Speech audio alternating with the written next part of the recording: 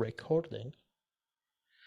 Hello, everybody. This is Samir Azizi, and welcome to Azizi Podcast. And today we have a special guest, Lukie Ketelle, or you might know him by the name Lukie. And I just want to say that he's a kind of a big deal on Twitter. Probably everyone knows his profile pic. He's always saying something outrageous. He's always there. He always says something on point as well. So welcome, Lukie. How are you? Good. It's a pleasure to be on the show. Hey, the pleasure is all mine. I've been a little bit nervous because I do respect you a lot. I do know of you. I know who are you. We never met in person, but you're sort of you own your. It's real disappointing when you meet me. That's like the Oh, yeah? overwhelming take. It's like, oh, it's just this guy. So don't worry. Why do It's a people lot disappoint? less. Yeah, it's just disappointing. So don't worry. If you meet me in person, you'd be like, it's disappointing. So you keep going, but it really is disappointing when you meet. All right, so we're all gonna be disappointed when we'll see Lukie in person. But until then, let's keep our hopes up because Lukie wrote a book, and it's called "Inside the Ropes of Boxing" with the foreword by Jill Diamond of WBC Cares by Lukie Ketelle, and I'll show the the front page right here on the phone, and he's showing his book here right away. That's awesome. Let me talk so you can see it. We got an actual spine. Look at that artwork on the back. And I know. check this out. Words. That's crazy, man. What made you write a book about boxing, of all things? My good friend Frank Staya. We were talking because we talk. That's what friends do. They talk. And he just said, before it's all said and done, I need to write 2 books before I die. And I'm probably at that like midpoint where like I got to really kind of go for a legacy point because I don't really have as much time to dilly around as I want. And I just wrote it in 5 days. I just kind of pieced something together. I was about to say the book is kind of short. Like it's like 60 pages there. No, I mean it's like 117 pages. But I mean it's like it was as pure of an experience as I've had in boxing. And it's more like Niccolo Machiavelli's The Prince. It's more of like a treatise than it is a book. So it's more like a handbook for a young person, someone in the USA boxing program, someone that's maybe just a boxing enthusiast. This is a handbook to negotiate power and also a handbook to like make good decisions. Every chapter ends with a question, so forth and so on. I love the questions at the end, by the way. Thank you, man. That was very like MBA school of you. I wanted to do something, so if someone else does it, then it's very obvious they just took my thing. You know, I came in the game to change it up a little bit. So let's talk about that. I don't want to interrupt you, but I just want to let you know right away. My audience for this podcast divides into categories: the ones who are hardcore boxing fans and just listening to this podcast, they're trying to be nice to me, and the ones who absolutely have no idea what boxing is and they're just here to listen to other topics. That's why, because of this contrast, I just want to give you an opportunity to introduce yourself in several like sentences. Basically, what's your background? Who are you? Why are you writing about boxing? What is it about you? I mean, I'm a boxing guy, you know. I mean, I've been around. I don't want to put a number on it, but I've been around a lot of high level boxers. I've been around a lot of world famous people. You know, I'm not someone that I don't want to just sit up here and just kind of say who I've been around. I've been around a lot of people, right? Mm-hmm. And I think the biggest thing for me is the amateur system and young fighters developing. That's the only thing that keeps me in boxing anymore. The main events doesn't really interest me as much. It's really about seeing young people going on a journey, chasing their dream. So this is just a short book for young people or people of all ages to sit and think about what they want from this sport. And kind of, I think why I put reflection on it. Like the book was about to be 210 pages and we cut it down to 117. So like we really, really tried to bare bone this book down to the point where it's like, look, boxing is not the NBA law school. You're not getting a lot of people that are going to really be deep readers. I've tried to read 1 book a week, 2 books a week. You're not getting that in boxing gyms. So I'm a guy that's been around boxing gyms. I've been in camps for pay-per-view fights, tons of stuff. And I wrote a book to just be a guidebook to, I'm not saying I know all the answers, but I'm trying to offer reflection for Hmm. people who might be in dark places or unsure. This is a vessel and a tool, I hope, for people who feel helpless. I feel like, reading, like starting the reading on the book, I realized that you're sort of like that transition between amateur to to professional boxing is something that you want to focus on. And honestly, I have this feeling like reading the book, and also from my personal experience, is basically this: I'm gonna write a book. I was going to talk about this sport, and this sport is full of bullshit, and it's full of bullshit people and bullshit situations. And I'm going to tell you, like, I'm going to write about something that you will encounter because people encounter this all the time. This is not new. And for you to not get caught up with that, here's your instruction guide. And hence, this Prince Machiavelli, it's kind of an interesting comparison because it's actually a good comparison for someone to actually look it up and read it. Do you think I'm right when I describe what you were writing, what the book is about, or not? Well, I mean, I'll be candidly honest. Like, I literally just sat down to write down what I know. I read Machiavelli's The Prince every 3 nights. So that's a book that I've probably read about 1,000 times because since I was 27, I read Machiavelli once a week, The Prince. So I think when you read something that much, that inherently becomes how you write or how you think because I just consume over that. Richard Caro's Master of the Senate, those are books that I really think about. Like I always think about, I read a lot about presidents. How do presidents negotiate power, right? What are the ways people, because like there's guys like Warren Buffett, right? Warren Buffett has more money in the world, but he doesn't spend it. The point of him making money is to prove we can't make money like him and to stare at us and say you just can't do it. I don't want to spend it. I just want to show that I'm vastly more powerful than you. And I always think those situations are interesting. Boxing is full of a lot of really good people. The problem is there's not a lot of money to be made in boxing except for at the very top.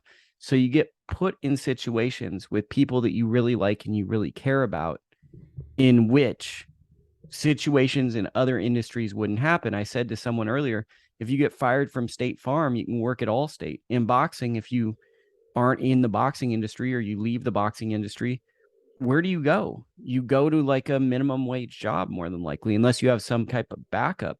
Hmm. And because of that, you get different type of problems at different levels in boxing because I think everyone somewhat means well unless they've been hurt in a way and they want other people to be hurt maybe to a certain extent. So I think this is more of just kind of like this is how you this is a roadmap or this is a thought process. You've mentioned an interesting, and I think this is a great response, by the way. In the book, you've said this interesting thing: boxing, professional boxing, is the land of no structure. And I was like, that is spot on. Like, there's no league there. There's no like a governing, ultimate governing body or anything like that. Something something like NFL or like even like UFC or something like that. There's no such organization. So everything is sort of like its own little show. And It's free market capitalism. It's the you think? purest form of free market capitalism, I believe, because there's no regulation to it. You Hmm. got the IBF, the WBC, the WBO, the WBA. Then you got here's this world that's top ranked, this one. Then you got club shows, and it's just like basically it's like a store that's being looted, and then people just kind of periodically come in, and sometimes it comes and it's good, and sometimes it's bad, but it's like it's really how can you be powerful enough to accumulate as much money as possible at the highest level of sport, I Professional feel. boxing, a store that is being looted. I love that. I love that because it can be viewed in different ways. I do think yes, like boxing, if you're at the very top, it gives you high return because again, you don't have to share the spoils with a lot of different, I would say, you know, like the staff or anything like that. Everything like the money from the TV goes to the promoter and all that, and it's getting, I would say, shared. I want to come back to Prince and Machiavelli, and I don't know. I just think that's a very interesting comparison that you drew. Uh, Prince and Machiavelli, it's kind of like a hierarchy play, right? It's kind of like how do you do certain things so that you become like that you go from like the low level to the high level through your wit and your mastery and all of that. Considering that boxing is a no structure sport, I would say no. How do you say it's decentralized kind of thing? How does the hierarchy in professional boxing looks like when you're a prospect, and what are the main laws that you have to obey that you would like to talk about? For example, give me like two or three. For example, what should a young fighter do to become better at this game? Well, I'll give you two quotes. One from Niccolo Machiavelli. Everyone sees what you appear to be, but few experience what you really are. Isn't that more fitting of a boxer? You have to many times appear to be weak or humble or that, but you're really mean and nasty. You get in there and you're really trying to hurt someone, but you don't want the world to see that because that's not what the world wants to consume. So that really is a principle that I think applies to a lot of things. I think another principle that I use every single day of my work life, and I think is one of the greatest quotes ever, is a James Prince quote. If you campaign long enough, you will get elected. I like that quote. And I think Interesting. that really is a boxing quote. That's a familiar voice to me when I first heard that. And I say that every day. I think that what boxing is it's a sport, but it's also your ability to navigate a system and pick up on patterns. And how readily can you pick up on these patterns while achieving certain levels of status? And those that have athletic ability with pattern recognition, maybe a form of support or someone that sees something in them, they're able to excel in this system. But then even if you go pro from the amateurs, right? Amateur boxing, that's like the AAA. You go pro, you need a cut man, right? You need a cut man. You can't just hire the house cut man and assume they're going to care. Like Hmm. they might, you might get a Mike Basil, you might get a Stitch Duran, you might get a Mike Rodriguez, or you might get a guy that's really tired and he's thinking about where he's going to eat dinner for the night. Now you're cut. Now your career is on the line because you Hmm. didn't invest in that, right? Or just simple things like that. So I think this book is thinking through situations that I think a lot of times in boxing, people think this situation would never happen to me because I'm the X factor. Listen, Lukie, obviously, boxers are rarely care about those things themselves. Not because they don't care, but just because they're not at capacity to care for like details like that because they're training or perhaps they were not taught. Usually, what they do is they hire some manager in quotations, or some promoter from the streets or something like that, or a manager is their cousin, just because like yo, like fool, I'll help you out, whatever. Like let's work together. Or the dangerous manager promoter ambiguous combination that's not really supposed to be legal, but it's like Yeah. he functions as a manager, but he's somehow the promoter, Is that the kind Muhammad of. Ali Act kind of thing that was already But signed, but it's not being activated kind of thing? well, I mean, like you just have to, like, let's say you and me are working with a fighter. If you're the promoter and I'm the manager and we hang out every day, if my name is the manager and you're the promoter, how is that much different? Hmm. So you're saying conflict of interest is always there, and you're not sure if if the boxer's best interests are on the mind of that manager, for example. Well, I think the boxer's best interests are typically on the interest of the manager because the manager's, if you're a pro boxing manager, you're looking to get the most capital from the fighter. So I Hmm. think that typically is the best interest. The problem is the way the fighter views themselves and the way the world views themselves, that Hmm. fighter is not always the same. And I think a lot of the battles Can you for give an fighters. example? Can you give an example of that? Like what kind of fighter think of themselves that other ones not? Well, I mean, how many people, like, I'm about to sell my book tonight at a gym. I'm on the West Coast. So I'm going at 7 o'clock. I'm going to eat a really good bison burger tonight. It's going to be fabulous. I'm going to eat it, go to the gym and sell it. I guarantee you, one person at this gym is going to tell me that someone in the gym could be better than Floyd Mayweather. Right. Mm. So it's like a 12-year-old kid, and I'm going to get an unreal expectation that he might be one of the greatest boxers ever, which I mean, that's just a lot to put on someone. And now imagine if he can get signed by a major promoter. He's going to really think he's Floyd, where he might be a really good world championship level fighter, but he might not have hit those thresholds to be Floyd. So you have fighters that are looking up to their heroes of Roy Jones, Andre Ward, Shakur Stevenson, Jerome Boots Ennis, whoever the fighter is that looks great. And they want to be that fighter, but they might be a fighter that's not quite that dynamic, that doesn't have as big of an impact on culture at large, but it still doesn't devalue them. But then when they're being put in certain positions, they'll be like, hey, man, I'm supposed to be getting whatever it is they feel a fighter in their path and position should be getting.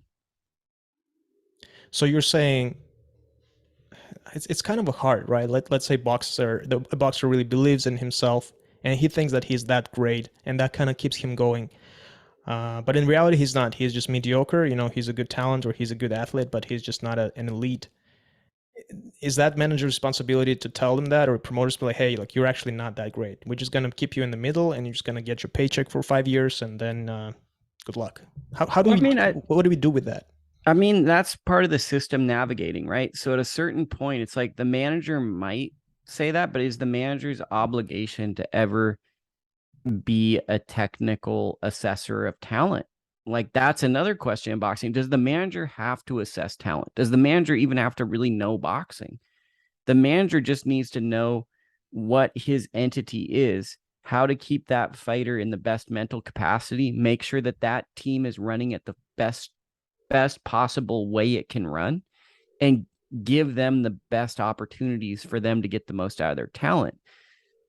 I think where it gets foggy is where sometimes managers want to sometimes be the trainer, and then all of a sudden you get, because the problem is being a trainer and being a manager is a lot to deal with. They're both full-time jobs, and sadly they don't pay like a full-time job, either one, unless you're at the elite level. So I think the biggest issue is that many times fighters have that drive you speak of, that I'm going to be the guy that proves everyone wrong. But 9 times out of 10, they don't, but they have a good career. But we don't celebrate good careers. We call them bad careers, or he wasn't that good. But actually, in the big scheme of things, he's like 92 out of 100 fighters. He did very, very well.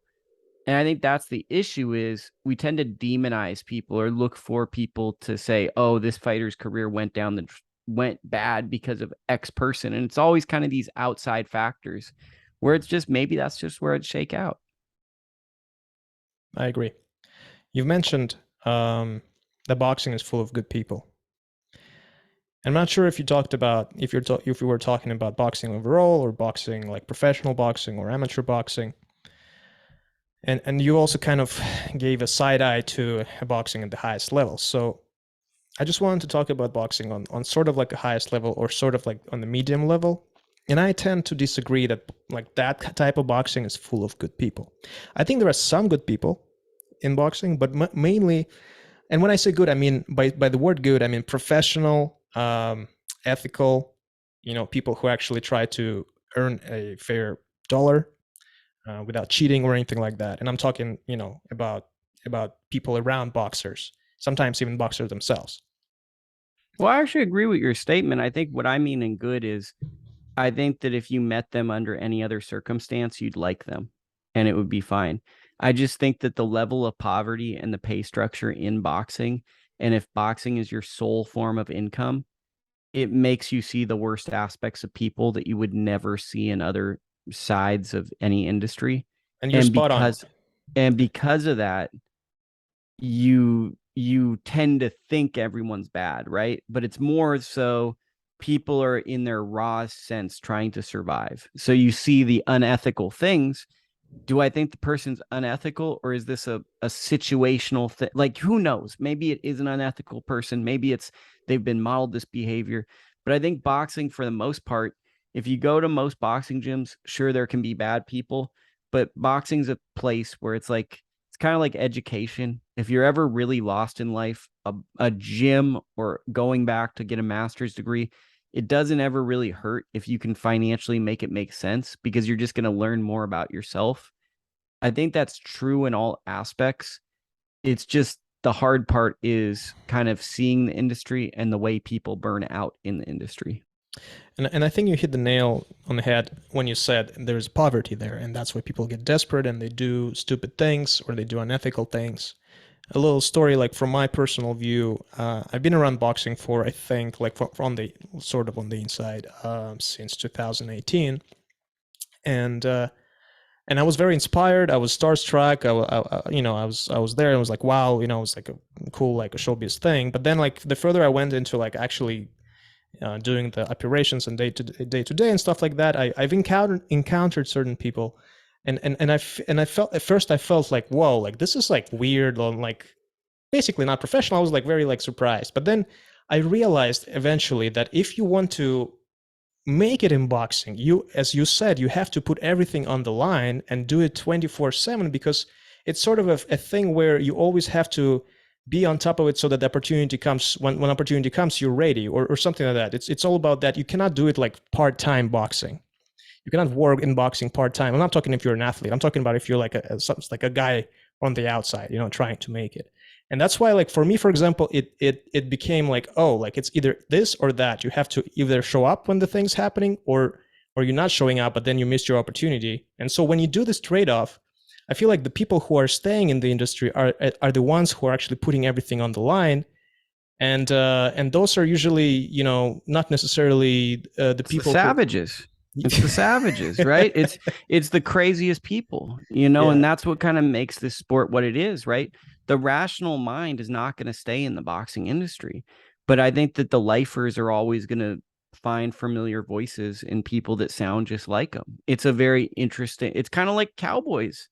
It's Mm-hmm. like going to like the next saloon and you run into a guy that shot 3 people in the cowboy days and he's still living and he tells you about how he killed a guy and you go, oh yeah, his leg twitched. That's how it happened when I shot a guy. And then you don't know the guy, but they've been through the same journey. And I think that boxing is kind of like a renegade sport, but it's something that's just it's very unique. And I tend to agree with Dana White. He recently gave this interview to some journalist. Maybe it was hype boxing or something like that. Hype fight. He said, like, I don't trust anyone in boxing. I just cannot trust anyone in boxing because everyone is just not reliable. And question to you, Lukie. And again, that's just his opinion, but I felt his vibe. And question to you, like, what's up with this whole thing? Like, why is the one of the most influential, people in boxing? He's like almost 100 years old and eating CBDs and stuff like that. One of the biggest fight in the United States was made by, a British guy who came from abroad, and he was the one who like kind of put his stamp on that. Like, what's nothing is kind of nothing is structured. Everything is like, it's just like, is it in everyone's interest that it just stays like that? Wouldn't be it be better if everyone can like make a fair share of their earnings? Someone's stopping this for a reason. Like, what is Well, there it's free a market chance? capitalism. What you're talking about is a form of like how can we regulate the sport to a certain extent where like people earn more like fair wages and there's like forms of like we see a path of some sort. Basically, it's like boxing right now. The way I see it is you have a fighter. I like you. You're a good guy. Who do you got? Okay, I got a guy coming off a loss. Let's get you a $500,000 fight. Does it make sense? Not really, but I like you. I can get you on the card. Let's do it. Okay, there we go. We'll figure out how it works. And then it'll be like, okay, who can we get to fill out the card and all of that? There isn't a ton of like logical progression unless the big money is there. It's kind of like I think the main issue. I think Brad Goodman, Bruce Trampler, and Robert Diaz, and even Ron Katz do a very good job with the budgets they're given, making fights. But I do think that at times we run into like a buddy system where it's kind of like, okay, we're going to bring this guy in because he's helped us out in the past, and it makes illogical fights. Let's see. In your book, you've mentioned, and that's something that's dear to my heart, is marketing. And you've mentioned something about the gym, and that you may go to the gym if you're like a boxer that is relatively popular. You can train in the gym for free, but it's nothing is free. You have to actually promote the gym and post boxing videos, like how you train in the gym and so on and so forth.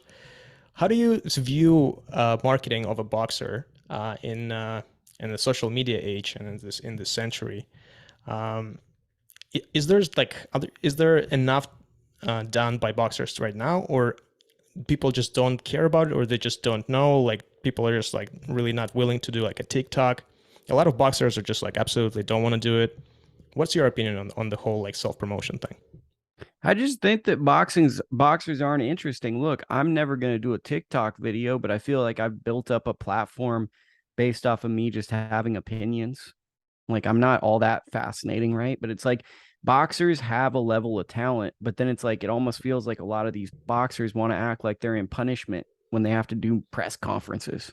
Oh, I'm going to post a video. It's just a standard photo. Like I'm not going to give you a video or anything.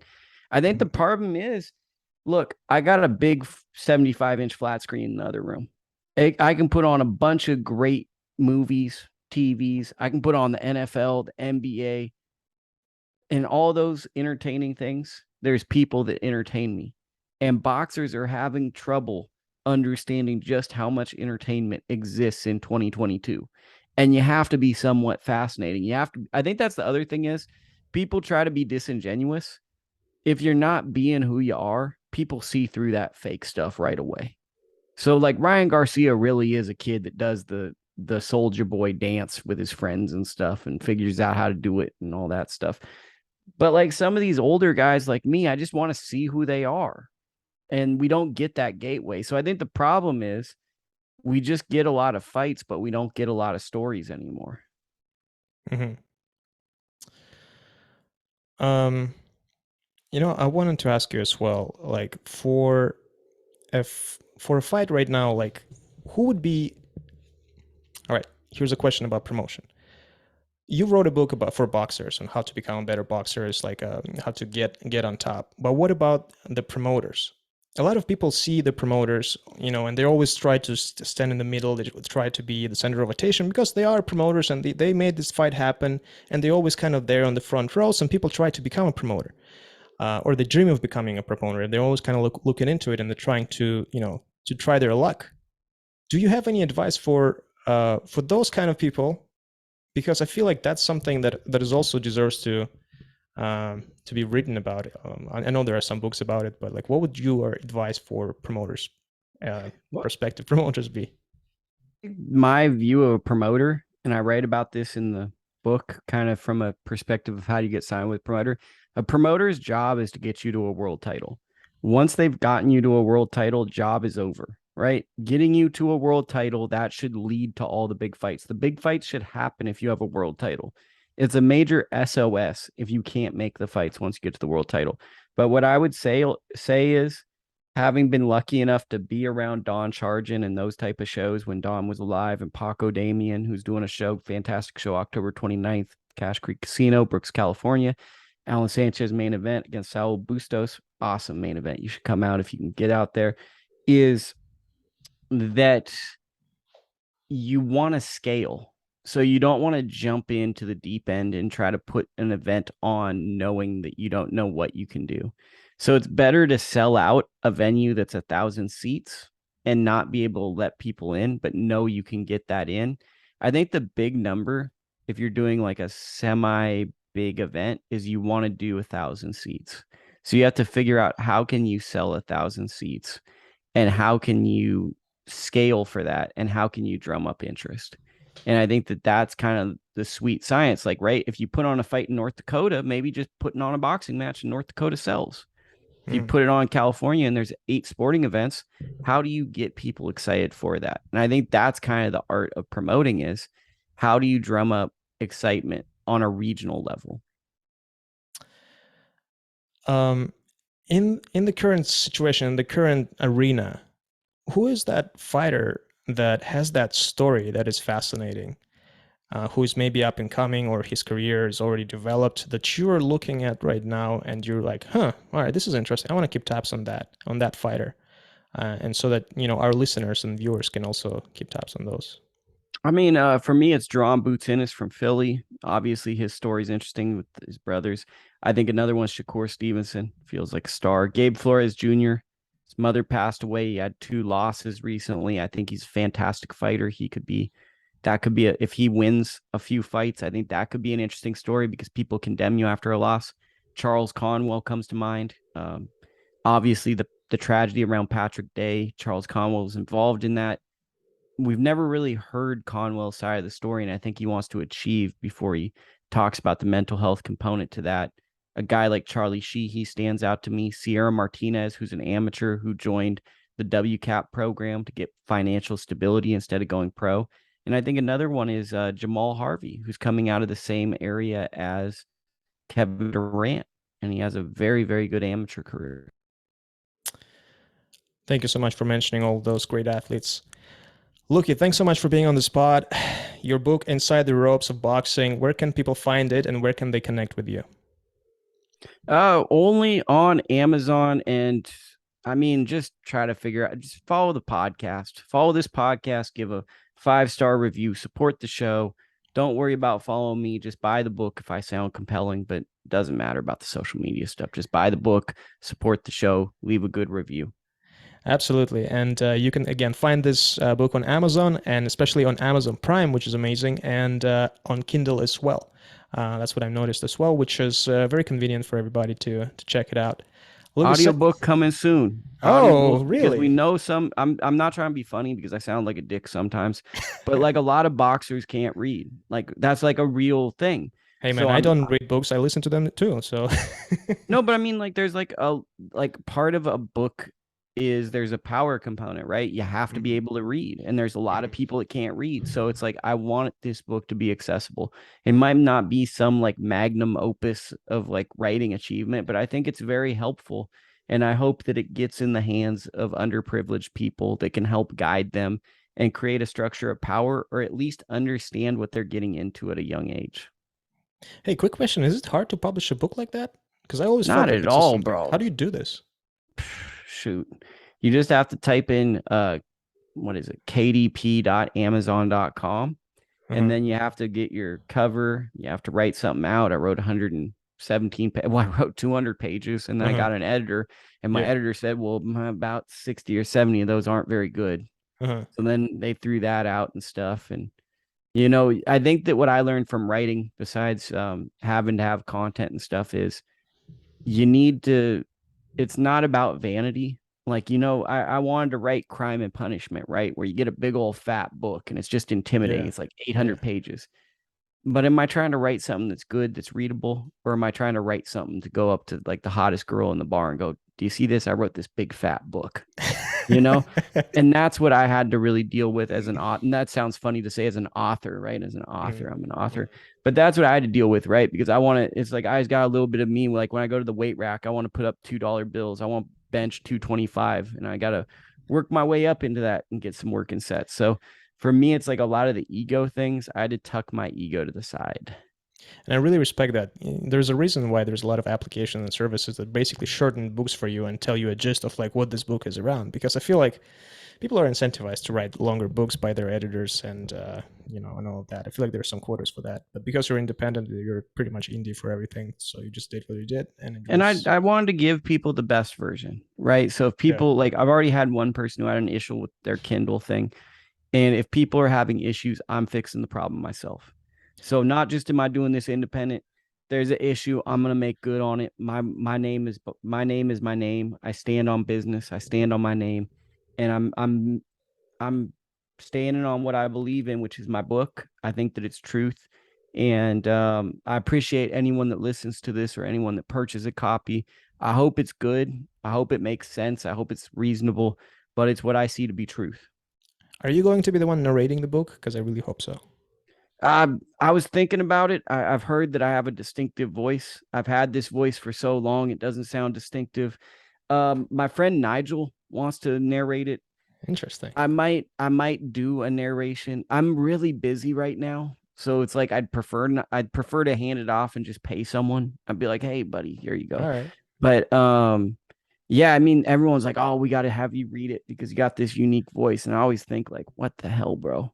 Doesn't everyone kind of talk like this? But I guess not. Well, if you want, you can go the 50 Cent route when he wrote 50th Law of Power. And then I was listening to audiobook. It was narrated by a professional narrator, but he did the opening chapters or like opening sentences or something like that, or like reading out loud the laws or something like that. So it has to What? have something of you, in it. Okay, I'm do some ad libs like a rap thing. The 48 Laws of Power. There's one like I didn't really like that book, but there's one story I always love to reflect on, which is the general where your reputation is everything. It goes back to my customer service for this book, right? So there's this general, he's outnumbered, and there's a whole infantry coming. You probably know this story by heart. And then because they knew that he was like the master of um, booby traps and setting up traps for people. Basically, like an ungodly number of soldiers retreated when it was just him sitting on top of a castle playing the flute Hmm. because his reputation outweighed the situation he was in. And I think I carry that over to people's experience with this book. I'm not saying it's the best book, But what I want people to do is, if they're having any issues, reach out to me, because my name is my name. I stand on business. And like that book says, your reputation is everything. So if anyone has an issue, please reach out to me. If anyone has a question, please let me know, and I'll reach back out. That's fantastic. Thanks so much, Lukie, for being on this podcast. And once again, everyone check out Lukie's book, and I will post all the details on the podcast description under the podcast notes and also the podcast video. Lukie, again, gracias. And this has been a pleasure and an honor. Thank you, bro. I appreciate you so much. Likewise. Thanks, everyone. This was Azizi Podcast. And don't forget to subscribe and rate our podcast with 5 stars or thumbs up on any platforms that you're listening to it anywhere in the world. All right. Thank you.